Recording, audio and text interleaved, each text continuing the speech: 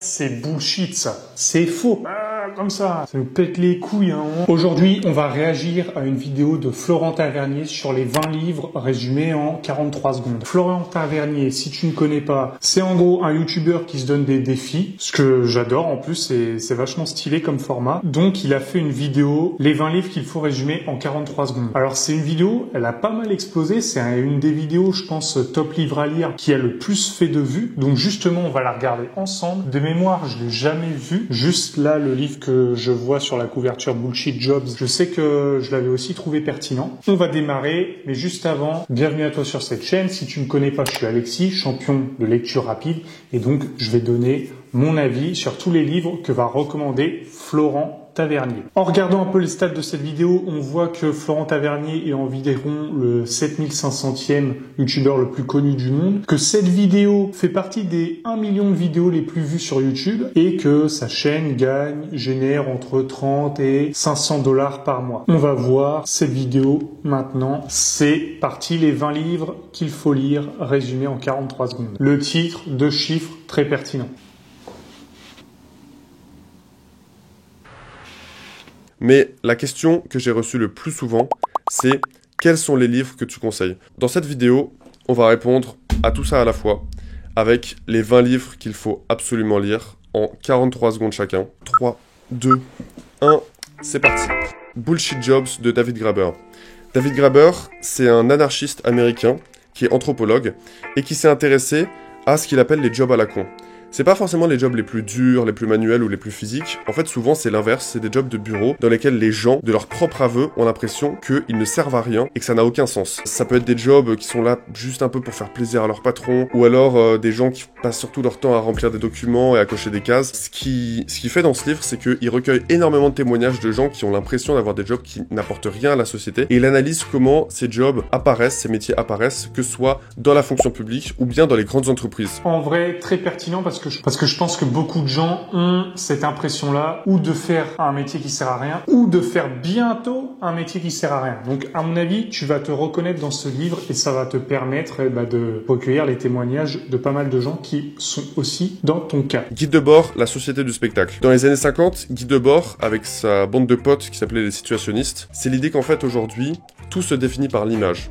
Et tout devient un spectacle, tout se spectacularise. Et du coup, ça nous empêche de vivre dans la vraie vie. Et en fait, ce qu'il critique, ça s'applique beaucoup aujourd'hui avec l'émergence des réseaux sociaux, même si c'est un livre peu accessible parce que c'est vraiment de la philosophie française des années 50-60, donc c'est des expressions assez compliquées, assez verbeuses, mais c'est quand même intéressant, ça critique du spectacle et de la représentation. Alors, moi je trouve ce livre assez indigeste, mais ça plaira à ceux qui sont déjà aficionados de tout ça, critique du spectacle, machin. Mais honnêtement, c'est de la critique de son temps. C'est un peu l'actualité dans ces années-là. Et donc, c'est pas forcément très compréhensible vu d'aujourd'hui. Même si on peut retrouver des symptômes, c'est pas le plus abordable. Il y a des trucs mieux, je sais pas, comme Psychologie des foules de Gustave Le Bon, ou par exemple Trust Me I'm Lying de Ryan Holiday, ou encore Naomi Klein, et aussi sur la pub et tout ça. Ou même Propaganda de Edward Bernays, qui te parlera plus, c'est un peu plus dans la pub et dans le surjoué. Ensuite,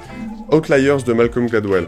Exceptionnel, ce livre-là, faut que tu le lises absolument. Il fait plein de stats en fait sur quels sont les critères qu'on retrouve chez les gens à succès. On va voir comment il le résume. Malcolm Gladwell, c'est un Américain qui a écrit un livre sur les outliers, c'est-à-dire les gens qui sont à part, les intrus. Et dans ce livre, il montre à quel point est-ce que les intrus, les gens qui sont exceptionnellement bons dans certains domaines, que ce soit des artistes, que ce soit des entrepreneurs, dans toutes les cultures, on retrouve des traits en commun. Il montre quelles sont les particularités de ces gens, qu'est-ce qui cause le fait d'avoir des gens qui sont exceptionnels dans certains domaines. Origine et histoire de la conscience de Eric Newman. Eric Newman, c'est un Jungien. D'ailleurs, Jung a dit, il me semble, que c'est le livre qu'il aurait aimé écrire. Malheureusement, c'est pas lui qui l'a écrit, c'est Eric Newman. Mais c'est vraiment un livre qu'il envie et qu'il aurait aimé écrire. C'est un livre, en fait, c'est assez dur à résumer, mais qui explique un petit peu l'histoire de la conscience et comment est-ce que la conscience humaine s'est développée au fil de l'histoire. Et c'est un livre qui a pour thèse qu'en fait, la conscience, la manière de faire l'expérience du monde de nos ancêtres n'était pas du tout la même que nous aujourd'hui. Parce qu'on pourrait s'imaginer que tous les humains ont un peu eu la même vision du monde, au moins eu la même manière d'expériencer le réel. Et en fait, il explique à quel point est-ce que c'est faux et comment la conscience humaine vis-à-vis de la communauté, vis-à-vis de l'humanité a évolué au fil du temps. Du coup, je connaissais pas ce livre, il m'a donné envie de le lire. C'est vrai que ça a l'air pas mal, mais je vais juste revenir sur un terme qu'il a utilisé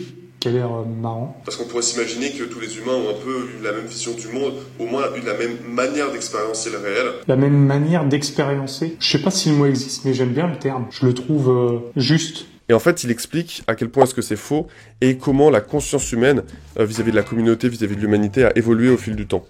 Ensuite, Trust Me I'm Lying de Ryan Holiday. Bon, j'en parlais juste avant, donc il arrive. Ryan Holiday, c'est quelqu'un qui a travaillé dans l'industrie publicitaire et qui a travaillé pour de grandes marques et qui explique ses méthodes pour influencer les médias. J'avais déjà fait une vidéo là-dessus, en les manipulant. Notamment, il montre comment il faisait fuiter des faux documents, que les médias en parlent en mode « Oh, il y a un document qui a fuité », alors qu'en fait c'était complètement faux, juste pour faire le buzz. Ou alors comment il faisait des campagnes publicitaires contre son propre produit pour faire le buzz et pour que les gens en parlent, à quel point est-ce que c'était scandaleux. Il montre comment souvent... Ce livre-là va t'étonner parce que il est très actuel. Il te montre à mon avis des techniques que tu n'as jamais vues nulle part et où tu vas te dire « Ah ok » et ça va t'apporter une certaine autodéfense intellectuelle où tu te baladeras sur Internet avec un peu plus de parcimonie et tu sauras un peu mieux comment juger toutes ces opérations de com. Souvent les journalistes malheureusement ils sont pas très bien payés et donc surtout les pigistes ils sont pas très bien payés donc ils essaient de parler de n'importe quoi et en fait finalement ils sont facilement manipulables. Pensez pour moi-même Marc Aurèle, je vais essayer de pas prendre du retard, c'est un grand classique écrit par l'un des 3 grands philosophes stoïciens romains du coup avec Épictète et Sénèque qui du coup à la fois était stoïcien mais aussi empereur et en fait c'est un carnet qu'il avait même pas écrit pour être lu, qu'il avait juste écrit pour lui-même, c'est ses pensées qu'il écrivait le matin en se levant et où il montre comment il utilise le stoïcisme pour être le meilleur empereur qu'il peut du monde romain. C'est vrai que ce livre-là, on le recommande souvent. Pourquoi ? Parce qu'en fait, il avait aucune vocation à être publié. C'est comme toi, tu tiens un journal intime, et là, Marc Aurèle tenait un journal intime, mais de discipline, pour lui-même. C'est-à-dire que quand il se déplaçait ou quoi, il tenait ça, où il écrivait, où il le disait, une sorte de registre de bonne conduite, mais destiné à lui-même, et qui n'avait aucune vocation à être partagé. Et d'où le fait que ce soit d'autant plus authentique quand on le lit. Super intelligence de Nick Bostrom, numéro 14. Ce livre, pourquoi est-ce qu'il est dans cette liste? Parce que, même s'il date quand même d'il y a quelques années, c'est le meilleur résumé qui existe, à mon avis, sur l'intelligence artificielle. C'est un livre qui montre à quel point est-ce que l'intelligence artificielle pourrait être dangereuse dans le futur sans non plus tomber dans l'alarmisme total et qui montre surtout à quel point... Jamais lu, mais pour avoir un peu une connaissance de l'IA, mais j'imagine comme tout le monde, je suis pas sûr que ce livre me retourne. Qui au final sont très proches de nos réseaux de neurones à nous qui sont biologiques, simplement là c'est des réseaux de neurones informatiques, peuvent être utilisés dans énormément de domaines pour mécaniser énormément de choses. C'est un livre qui est aussi assez théorique, parfois il y a carrément des formules mathématiques, mais honnêtement on peut le lire sans avoir vraiment de base, parce que j'ai pas vraiment de base personnellement dans l'informatique théorique. Voyage au bout de la nuit de Céline. Alors il me semble que c'est le premier roman qu'on voit là, parce que je vais pas beaucoup parler de romans, mais ce livre, c'est vraiment un livre qui m'a énormément touché. Et c'est la même chose pour beaucoup de gens, y compris Barbara Civilisé, que vous connaissez peut-être. Au-delà du fait que ce livre est exceptionnel, Florent, il dit quelque chose quand même de symptomatique. Ce que je vois même beaucoup, c'est qu'en gros, on voit 2 sortes de lecteurs. C'est très simple, je vais catégoriser facilement. Les hommes, les femmes. Les hommes sont plus du genre à lire des livres pratiques, parce qu'ils sont plus tournés business et dev perso. Tandis que les femmes auraient plus tendance à lire des romans et des trucs, comment on appelle, du genre harlequin, des trucs de cul, quoi. Et ce qui est ouf, c'est que je fais partie exactement de ces lecteurs qui ne se reconnaissent dans aucun de ces profils. C'est-à-dire que moi, ayant lu pas mal de livres, j'ai beaucoup plus été marqué par les romans que par les livres pratiques. Mais à contrario, tous les trucs genre After 50 Shades of Grey, je pisse dessus et je me torche avec. C'est une horreur. Mais comment peut-on sortir indemne de la vague de Notre-Dame de Paris, de Cro-Blanc, de Dorian Gray, des Misérables, de Germinal, de La Bête humaine, du Voyage au bout de la nuit, des Lettres persanes de Montesquieu, franchement, de Candide, de Zadig, du Petit Prince, de Zarathustra, etc., etc. Et il faut vraiment souligner ça, c'est que j'ai plus appris dans les romans que je n'apprendrai jamais dans les business, dans les livres business. Vous connaissez peut-être. Parce que Céline a un style vraiment particulier qui lui est très personnel. Il arrive à mêler à la fois le langage vulgaire, presque banal, avec un style littéraire de très haut vol. Et surtout, il montre à quel point est-ce que Chez Céline, il y a une vulgarité qui va pas vous dérouter parce que ça va vous sembler à la fois familier, en même temps que vous allez apprendre des nouveaux termes et des tournures de phrases. Surtout, il montre à quel point est-ce que la guerre est violente, surtout les guerres fratricides. Et ce que je trouve bien, c'est que dans les insultes, on arrive à capter l'ambiance de l'époque. C'est-à-dire, selon les insultes, on voit ce qui date ou non. Et c'est beaucoup plus authentique que le vrai roman. Style, je crois que c'est dans un Balzac, à un moment, il y a marqué le mot blague dans le livre, et il y a une étoile où, en gros, c'est pour mettre dans les notes, et il précise que blague est un néologisme à l'époque. Néologisme, ça veut dire qu'il a inventé le mot. Blague, à cette époque-là, le mot blague est un néologisme. D'où le fait que la langue française est vivante et qu'on invente des mots au fur et à mesure. Entre la France et l'Allemagne, et à quel point est-ce qu'elles peuvent bousculer la vie d'un homme. Ma confession de Léon Tolstoï.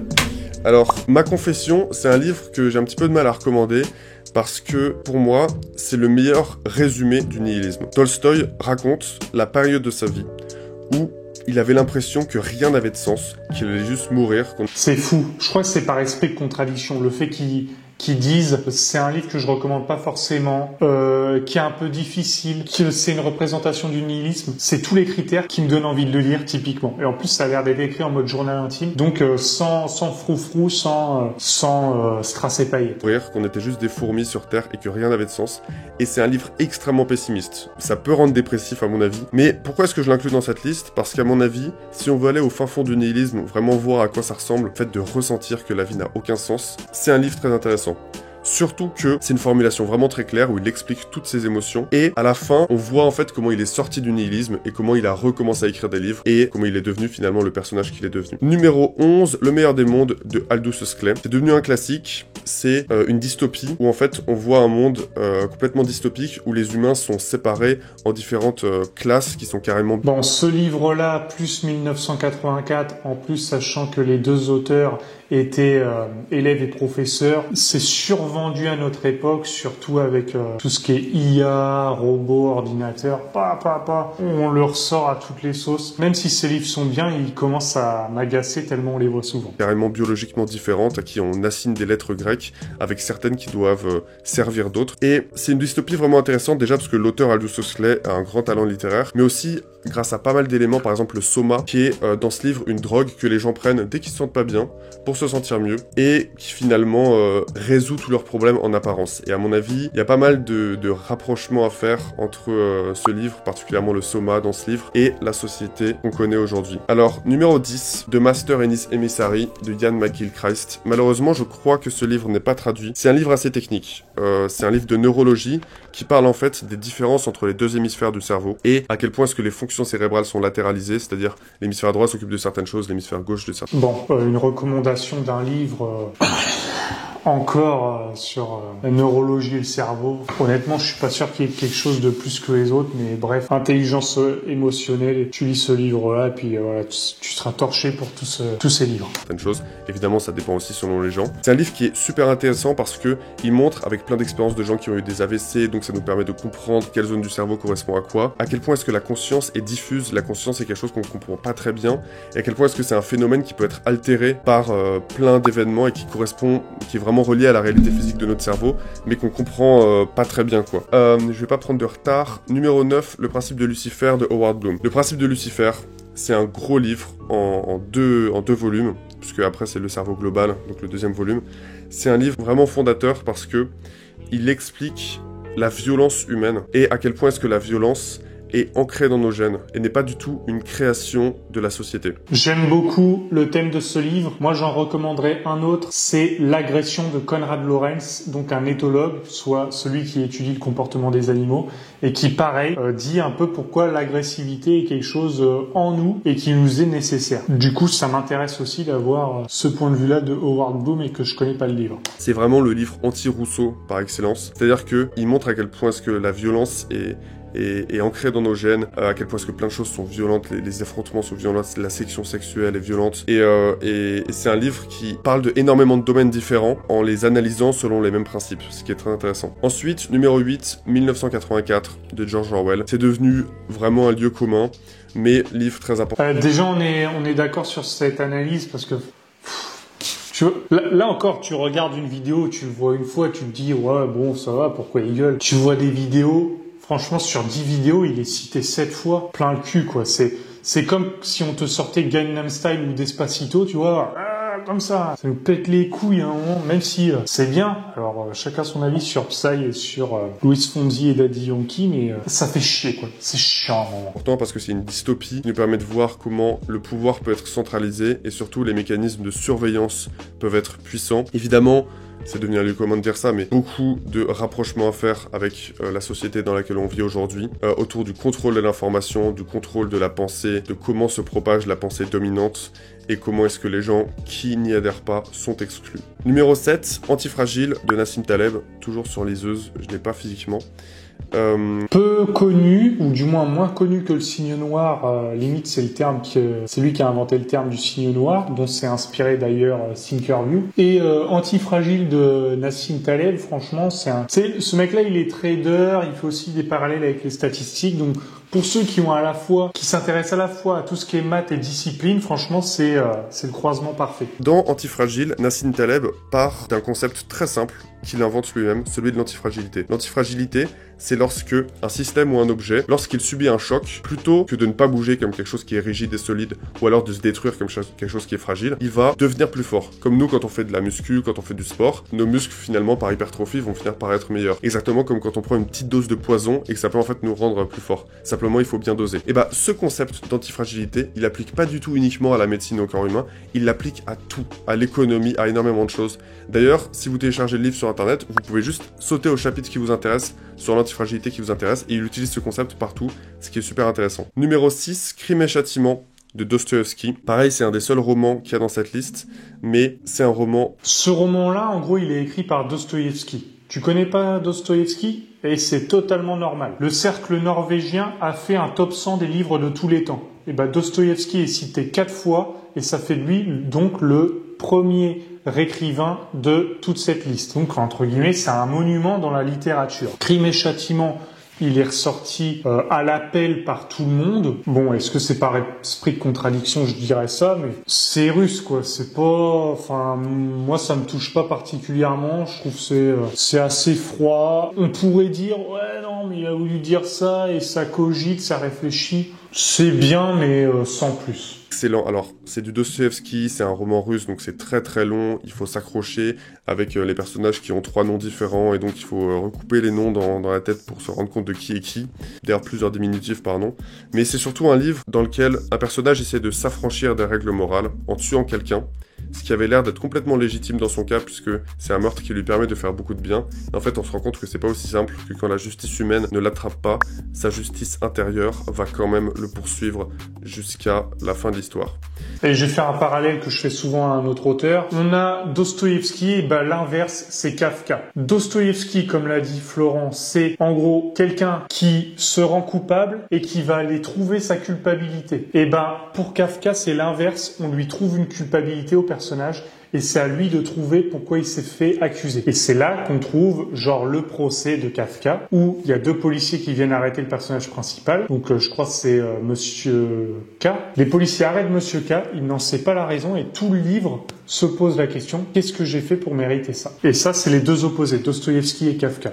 Numéro 5, Behave de Robert Sapolsky. Là, on s'approche des meilleurs livres de la liste. Robert Sapolsky, c'est un endocrinologue, c'est un biologiste spécialisé dans l'évolution, et donc dans l'endocrinologie, c'est-à-dire la science des hormones, et qui explique énormément de nos comportements grâce à des comportements animaux, grâce à l'évolution et la psychologie évolutionnaire, mais de manière très scientifique. C'est un livre qui est vraiment encyclopédique parce qu'il montre à quel point est-ce que énormément de choses qu'on fait et qu'on croit faire de notre propre chef, en fait, sont déterminés par des mécanismes biologiques profonds, et à quel point est-ce que, simplement en changeant quelques hormones et quelques neurotransmetteurs chez quelqu'un, on peut altérer son fonctionnement. Ça traite aussi des maladies mentales assez intéressantes. Numéro 4, on arrive dans les meilleurs. Je connaissais pas, c'est vrai que je pense que ce livre doit être bien. On arrive dans les meilleurs, Le Signe Noir de Nassim Taleb. C'est le livre qui m'a... Bon, on en parlait tout à l'heure, moi aussi, ça a été un des livres qui m'a fait m'intéresser vraiment à la lecture. Et donc, pareil, ça mêle à la fois histoire, statistique et analyse de la société. Éveillé à la lecture, je l'ai lu il y a, je pense, 4-5 ans. C'est un livre, en fait, donc toujours de Nassim Taleb, le même auteur que Antifragile, qui analyse ce qu'il appelle les signes noirs, c'est-à-dire les événements hautement improbables, mais qui changent radicalement un système. Par exemple, les crises économiques. Et en fait, ces événements, ils sont presque impossibles à prédire, parce que presque personne n'arrive à prédire la crise économique, mais ils ont une influence énorme. Et il montre comment toute notre vision du monde, toutes nos statistiques qu'on fait d'habitude, toutes nos prévisions en fait sont faussées parce que à cause de ces signes noirs, elles ne valent presque plus rien. Et il explique comment se prémunir en économie, mais en fait aussi dans plein d'autres domaines de la vie, des signes noirs. Et typiquement, j'ai envie de faire un parallèle. On met tout de suite l'extrait de quelqu'un qui a deviné 2 signes noirs de suite et dans l'ordre. Peut-être que dans 5 ans, on ne reprendra de pas avoir augmenté les efforts dans la recherche médicale parce qu'il y aura un virus qu'on n'a pas vu venir. Tu vois, tu peux prendre le pari là-dessus? Peut-être que dans 5 ans, quelqu'un viendra me dire, mais vous avez pas vu que les Russes, ils allaient envahir la Pologne? Les Russes veulent envahir quoi? Non mais, je dis n'importe quoi. Je dis n'importe quoi, mais... C'est un truc de ouf, quand même. Sapiens de Yuval Noah Harari. Ah, franchement, ça va être un poncif, hein, mais ce livre est aussi incroyable. Ça a été limite, je pense, le premier livre qui a enclenché toute la machine pour lire, parce que vraiment, en lisant ce livre, du coup, qui doit faire 500 pages à peu près, et ça prend 2 heures, 2 heures et demie, on se rend compte du nombre de choses qu'on peut apprendre en si peu de temps, et c'est phénoménal. Alors, Yuval Noah Harari, il a écrit 2 grands livres, Sapiens et Homo Deus. Sapiens, en fait, explique toute l'histoire de l'humanité depuis son apparition, et c'est une excellente encyclopédie qui vraiment trace toute l'histoire de l'humanité, comment elle s'est développée, comment elle s'est organisée. Et Homo Deus, du coup, c'est un livre qui parle plutôt du futur. Alors concrètement, ces 2 livres, ils ont des clairs biais idéologiques, et vous vous rendrez peut-être compte de ces biais si vous les lisez. Mais en tout cas, je pense que c'est la synthèse la plus claire de l'histoire de l'humanité jusqu'à maintenant, si vous voulez juste lire un seul livre. Bon, des biais idéologiques, ça aurait été bien de nous aiguiller, mais je sais pas, moi j'avoue ne pas tellement en avoir vu, après je l'ai lu au début, mais Homo Deus, ça s'appuie sur de la spéculation, donc forcément ça varie selon l'opinion de celui qui l'écrit. Et après, pareil, il a fait un autre livre qui s'appelle 21 leçons au 21e siècle, pareil, c'est des leçons, c'est lui qui fait le tri, c'est selon son opinion. Homo sapiens, c'est que, et quand même, j'imagine, plus neutre. Sauf si vous avez remarqué un biais, n'hésitez pas à le mettre en commentaire, parce que moi, franchement, j'en ai pas vu. Et ça ressemble pas vraiment à de l'histoire, parce qu'en fait, c'est très bien expliqué. Numéro 2, Le gène égoïste, de Richard Dawkins. Richard Dawkins a révolutionné la biologie et l'approche de l'évolution, en montrant qu'en fait, la sélection naturelle ne se passe pas à l'échelle des individus, comme on le croit, ni même à l'échelle des groupes, c'est-à-dire des groupes qui sont sélectionnés parce qu'ils sont meilleurs que les autres, mais carrément à l'échelle des gènes. Et il en arrive à une conclusion absolument impressionnante. C'est que nous ne sommes que des véhicules qui sont contrôlés par nos gènes, qui aussi, c'est une conclusion qui est très dérangeante, mais qui fait beaucoup réfléchir. Pour lui, nous ne sommes que des véhicules contrôlés par nos gènes qui, eux, veulent se reproduire et qui sont prêts à nous sacrifier si ça permet à eux-mêmes de se transmettre encore plus, par exemple, par nos enfants. Dérangeant, je crois que c'est le mot idéal pour promouvoir un livre. Et j'arrive vers la fin, puisque le dernier livre n'est pas un livre, c'est des livres. J'arrivais pas à mettre les livres de Nietzsche séparément dans cette liste, puisque déjà ils auraient occupé toutes les premières places de cette liste, sans doute, et puis ils auraient été dispersés, ça aurait pas été très cohérent. Alors, j'ai simplement mis Nietzsche en première place de cette liste. Si je devais mettre... Magnifique. Il y a 2 Zarathustra dedans. Non, il y en a 3. 3 Zarathustra, putain, de 3 collections différentes. Faudrait aussi que je fasse ça, que je les lis. Je l'ai lu 3 fois, mais dans la même édition. Donc, faudrait que j'essaye de le lire ou en allemand, mais je parle pas allemand, ou dans une autre édition. Un seul livre de Nietzsche, tout en haut de cette liste, ce serait Ainsi parlait Zarathustra. Bordel! Bah voilà, incroyable. On se rejoint. Maintenant, le problème, c'est que Ainsi parlait Zarathustra, c'est un petit peu le livre le moins accessible de Nietzsche. Et voilà, j'étais sûr que cet argument allait sortir. C'est bullshit, ça. C'est faux. Ainsi parlait Zarathustra, ça va parler à ceux qui ont vu dans Le Petit Prince des leçons qu'ils vont pouvoir retenir pour toute la vie. Si Le Petit Prince vous a parlé, si vous êtes tenté sur Cro-Blanc ou Dorian Gray, Ainsi parlait Zarathustra, ça va vous retourner le cerveau. Les gens qui vous diront c'est pas accessible machin, c'est de la pédanterie. C'est comme celui qui a appris une compétence et qui essaie de faire passer ça pour difficile auprès des autres qui n'y connaissent rien. C'est faux. Ainsi parlait Zarathustra, on y voit les leçons qu'on peut y comprendre. Si on comprend pas tout dès le premier coup, ben, j'ai envie de dire, c'est un peu le lot commun de tous les livres, ou même de toutes les séries, ou même de tous les films. Mais plus tu vas lire, plus tu vas comprendre des choses. Ainsi parlait Zarathustra, c'est comme un Fight Club. Tu le comprends encore mieux à la deuxième, et ainsi de suite. Mais ne vous privez pas à lire ce livre incroyable, parce qu'il est juste phénoménal. Et avoir des acquis, j'ai l'impression de me branler sur un piédestal. Et déjà, Nietzsche, c'est assez hermétique. Non, mais non, c'est faux. Nietzsche, c'est pas hermétique. Non, je vais chercher un Nietzsche. Pourquoi Nietzsche n'est pas hermétique? Alors, on va le faire à l'envers. Est-ce que t'es trop con pour comprendre de tout temps, on a pris les beaux sentiments pour des arguments? Est-ce que t'es trop con pour comprendre qui se sait profond s'efforce à la clarté? Qui veut paraître profond aux yeux de la foule s'efforce à l'obscurité? Exactement comme on fait pour vendre ce livre. On s'efforce à l'obscurité pour paraître profond. Celui qui s'efforce à la clarté, bon, on va pas faire le vantard. Donc, qui veut paraître profond aux yeux de la foule s'efforce à l'obscurité, car la foule tient pour profond ce dont elle ne peut voir les raisons, elle a si peur de s'y noyer. Ça illustre parfaitement ceux qui promeuvent difficilement ainsi par les Zarathustra. Est-ce que t'es trop con pour comprendre la liberté, c'est savoir danser avec ses chaînes? Est-ce que t'es trop con pour comprendre la morale, c'est l'instinct du troupeau dans un individu? Est-ce que t'es trop con pour comprendre l'état qui engendre la règle est différent que celui que la règle engendre? Est-ce que t'es trop con pour comprendre vouloir le vrai, c'est s'avouer impuissant à le créer? Est-ce que t'es trop con pour comprendre tu cherchais ton meilleur ennemi et tu t'es trouvé? Est-ce que t'es trop con pour comprendre qui vit de combattre un ennemi a tout intérêt de le laisser en vie? Est-ce que t'es trop con pour comprendre que d'hommes se pressent vers la lumière, non pas pour mieux voir, mais pour mieux briller? Est-ce que t'es trop con pour comprendre connaître, c'est comprendre toute chose au mieux de nos intérêts? Alors, est-ce que t'es trop con pour comprendre ça? Si tu l'es, alors oui, tu peux pas lire Zarathustra. Et donc, je te conseille de ne pas lire Zarathustra puisque on dirait que t'es trop con. Et si toutes ces citations t'ont plu, j'ai tout répertorié dans 1041 Punchlines, un livre où j'ai répertorié toutes les citations bien que j'ai lues dans les livres. On continue. Surtout quand on n'est pas trop habitué à la philosophie, comme moi je l'étais quand j'ai commencé Nietzsche. Donc, ce que je conseille, c'est pas de commencer par Ainsi parlait Zarathustra, parce qu'en fait c'est un livre qui demande beaucoup d'interprétation, qui est assez poétique. Tous les livres demandent de l'interprétation. Qui va te dire « Non, vas-y, lis mon livre comme un débile, tu vas le comprendre ». Moi j'attends. Hein. Faut me mettre dans les commentaires l'écrivain qui a dit ça. Qui est assez cryptique et qu'il faut un petit peu décrypter à la lumière des autres livres de Nietzsche. Donc ce que je conseillerais avant de commencer Nietzsche, c'est déjà de bien se renseigner sur l'auteur et sur ses idées pour avoir une vision globale de quelle est la philosophie de Nietzsche, de la... Moi je te dis, un soir, après les cours, je suis allé à la Fnac, je voulais absolument trouver un livre de philo hyper dur. J'ai trouvé un titre que je trouvais incroyable, Ainsi parlait Zarathustra. Donc je l'imaginais, comme il l'a écrit, arrivé en fin de chapitre. Je connaissais pas l'auteur, nom imprononçable, je savais pas comment on le disait, je savais juste que Michel Onfray l'adoubait. J'ai pris 2 heures pour le lire et ça a changé ma vie. Zéro notion, ça devait être le 7e livre que j'ai lu en lecture rapide et c'était une expérience et un soir incroyable. Volonté de puissance, de l'éternel retour, de la morale d'esclave. Et on peut avoir cette vision facilement en regardant des conférences sur YouTube ou en regardant par exemple les 2 vidéos du précepteur sur Nietzsche, qui sont à mon avis des très bonnes introductions à Nietzsche. Ensuite, je conseille plutôt de commencer par Le Crépuscule des idoles, qui à mon avis est le plus clair. Tu vois, dans ce qui a été dit, c'est une bonne introduction à Nietzsche. C'est très simple. Celui qui dit avoir compris Nietzsche de A à Z passe pour un prétentieux, un irréductible, un gros mytho, quoi. Et donc, c'est dans le commun de dire, non, moi j'ai un peu compris Nietzsche, c'est de la philo-poésie. Tout le monde, en fait, il va de son interprétation. Donc, libre à toi d'y aller aussi. Et le mieux pour commencer.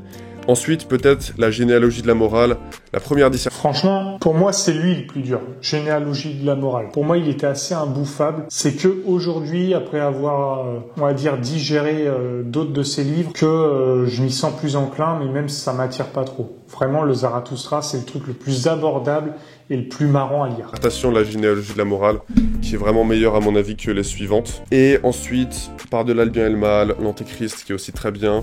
Ecce Homo, qui est très bien parce que c'est un livre un petit peu qui fait la rétrospective de Nietzsche, dans le sens où c'est un des derniers livres. Par-delà bien et mal, Le gai savoir, en gros c'est comme 2 recueils de citations, ou en tout cas comme si il a noté des pensées par jour, et donc c'est hyper digeste, c'est marrant, tu lis un recueil de punchline un peu, c'est excellent. Et Ecce Homo, c'est un peu un journal de bord d'un mec qui est prétentieux mais comme jamais, mais qui a eu du succès et qui est connu pour son intelligence. Donc pour sa réflexion, on dira, parce que l'intelligence c'est peut-être pas le mot, mais en tout cas c'est hyper. Les derniers livres écrits par Nietzsche, et dans lequel il raconte comment est-ce qu'il a écrit ses livres précédents, quelle est la logique de leur chronologie, et à chaque fois, qu'est-ce qu'il avait en tête, qu'est-ce qu'il essayait de faire dans la rédaction de chacun de ses livres. Donc ça peut aussi être un bon livre pour commencer, même s'il y a peu de contenu philosophique à proprement parler, c'est plus autobiographique. Il faut lire Ainsi parlait Zarathustra, soit en dernier, En premier. Lisez Ainsi parlait Zarathustra en premier, sinon vous n'irez jamais. C'est très simple.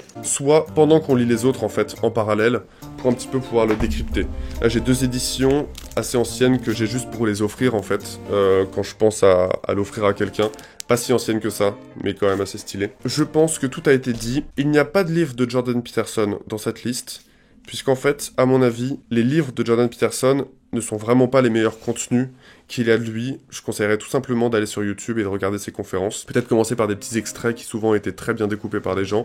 Puis ensuite ses cours, c'est-à-dire Maps of Meaning de 12 fois 2 heures, quelque chose comme ça. Donc c'est quand même des cours, c'est assez long, mais super intéressant pour comprendre l'histoire des religions et comment est-ce que notre carte du monde se structure. Personality Course, qui est un autre de ses cours qui parle des tests de la personnalité, de la psychométrie, de la psychologie, de comment on peut mesurer la psychologie et des différences entre les gens, point de vue statistique. Bible Series, qui est son analyse de la Bible en, pareil, au moins une vingtaine d'épisodes. Et après ça, peut-être lire ses livres, mais pour moi c'est un meilleur orateur qu'auteur, parce que ces 2 seuls livres, Maps of Meaning et 12 Rules for Life. C'est bizarre, hein, c'est une des premières fois que je vois ça. Enfin, remarque, on le voit aussi ailleurs. Meilleur orateur que écrivain, ça pourrait être aussi le cas de Zemmour, meilleur orateur que écrivain. Et à l'inverse, meilleur écrivain que orateur, Michel Houellebecq, JMG Leclésio, comment il s'appelle, Charles Bukowski. Bref, c'est marrant cette dualité entre orateur et écrivain. Mais la plupart du temps, les écrivains savent pas parler. Comme Louis-Ferdinand Céline, voilà, j'ai trouvé.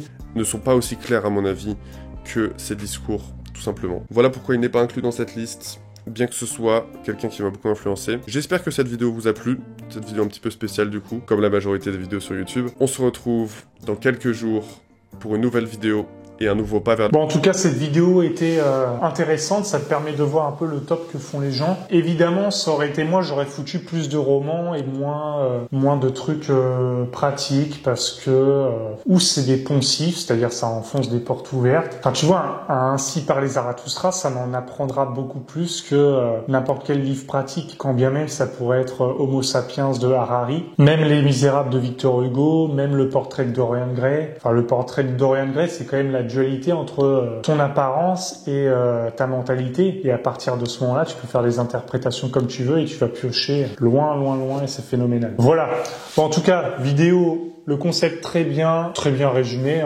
par Florian, très bien résumé par Florent. Et puis si la lecture t'intéresse, tu peux aller checker ma vidéo sur ma victoire au championnat de France, et tu peux télécharger en commentaire épinglé mon e-book sur la lecture rapide. Et on se dit à tout de suite.